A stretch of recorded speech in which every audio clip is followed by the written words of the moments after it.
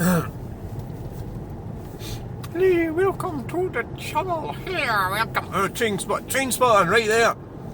That's where we do the train spotting. Yeah, so hello, welcome to the channel. Welcome, fuck you.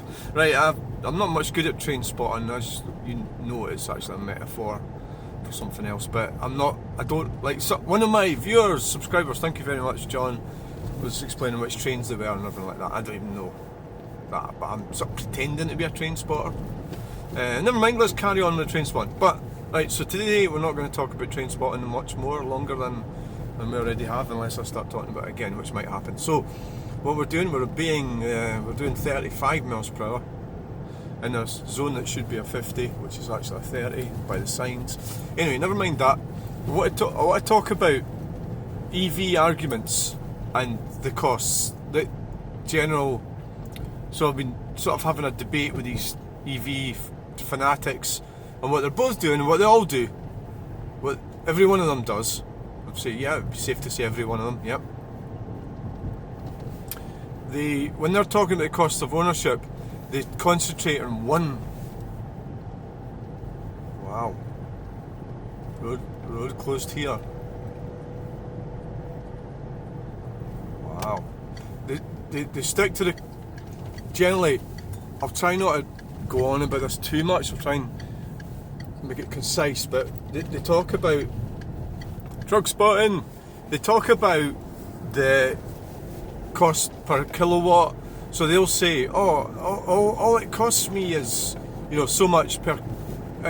Say they'll go to Aberdeen or something, or if they live down in England, it'll cost them £15, right? So that's all it costs them. And you go, well, how does that make sense? So what they're telling you is how much they've paid for their electricity on their particular deal that they've got with whichever company they're with in their home address.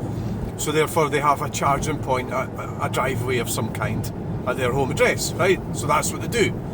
So that is not the overall cost. No, I'm not talking about cost of the planet, I'm talking about cost of ownership of an EV. So they're missing out, say, like 3/4 or at least half of the costs. The cost of an EV. How much does it cost? You go to buy one. Is it £55,000? That's the cost. So 1 mile, if 1 mile is 8 pence per kilowatt, then it's £55,000 and 8 pence. Right? That is the cost, right? So because they're hiding from you, and these, when I say they, I mean they all do it. Like 100% of them do this argument. Now, so typically, what it actually is they have been coerced by the government. And this is it. Businesses, accountant tells you, or the government says, look, we'll buy you electric cars, we won't buy you petrol cars. I'm actually conflating this a bit. I'm talking, say Falkirk Council, Stirling Council. They've no choice. What are you going to do? The government says, we're going to buy you, we'll give you money for electric cars, but we won't give you money for petrol cars. So what are you going to do? Obviously they're going to go for electric cars, aren't they? And that's what they do. That's the government. But businesses, like the people there's an argument on Facebook. These guys, they're running businesses, or they're in a business. So they are going for the tax incentives. So the cost of the EV is still £55,000. A Tesla, if it's a Tesla, I mean, I know they all cost different amounts, I know that, right?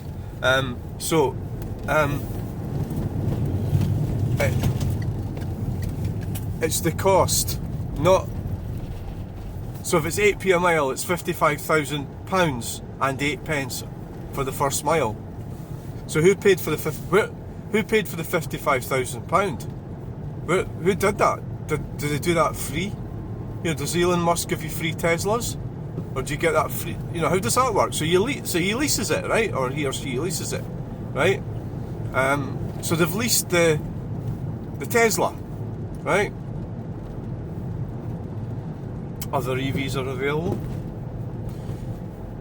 So they're paying leasing companies. Or what? So leasing makes profit for the leasing companies. So the ultimate answer really is that you and me and everybody else is paying for that, for the government. The government's harnessed, what's the words? The government has created, well, it was the previous government, right? So, you know, I don't know what the Labour government's going to do. They changed the situation so that if you're in that situation, you had to buy an electric car. That's the way they set the system up. Where your accountant tells you, look, you know, you have to get an electric car. You know, it doesn't make sense not to, because it's going to, if you get a petrol car, you're not going to get the tax incentives, etc. and etc. So basically all these guys are doing is they're missing all that out, and there is a cost. The costs are still there. They haven't disappeared. They've just been channeled off somewhere else.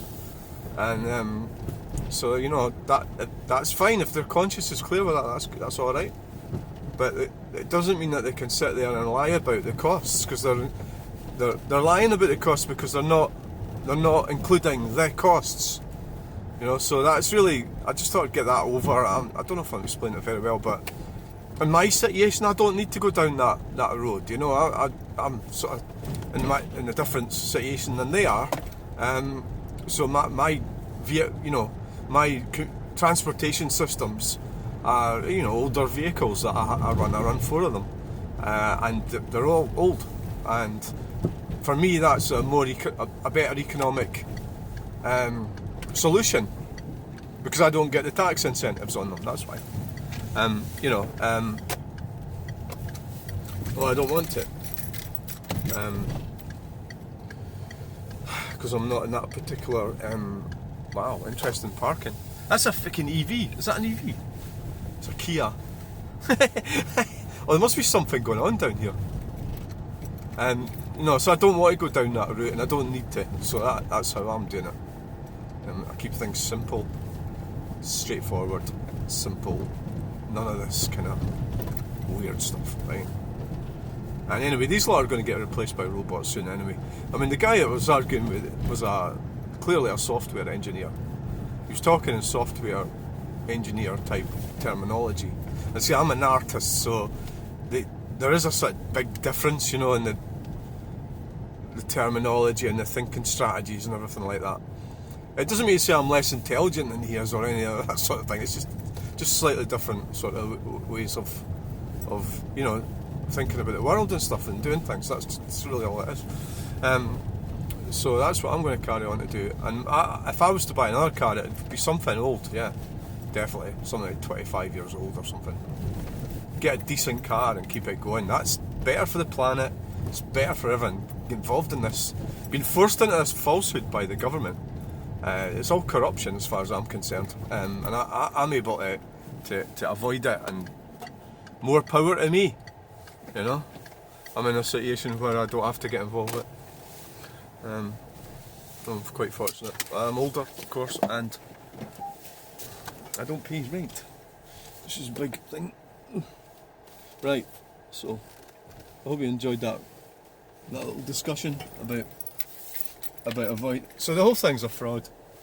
The EV thing is a fraud against. It's a fraud against the taxpayer. It's a fraud against humanity.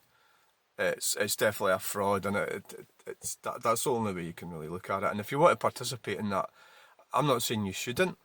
You know, if you're in that scenario, you've got a software business or something, or whatever it is you've got, or you work for the council, the government, yeah, we'll take advantage of it. But it doesn't mean to say you can go telling lies about it, you know, to people like me, and I've got to accept that and perpetrate your fraud. Is what it is, and that's what they're doing. So I think they'd be better. I think they should be called out, and that's what I'm doing. But it's giving me a bit of a headache. Anyway, I had a pretty weird dream last night. We'll talk about it later. Thanks for watching. Bye. Like, share and subscribe.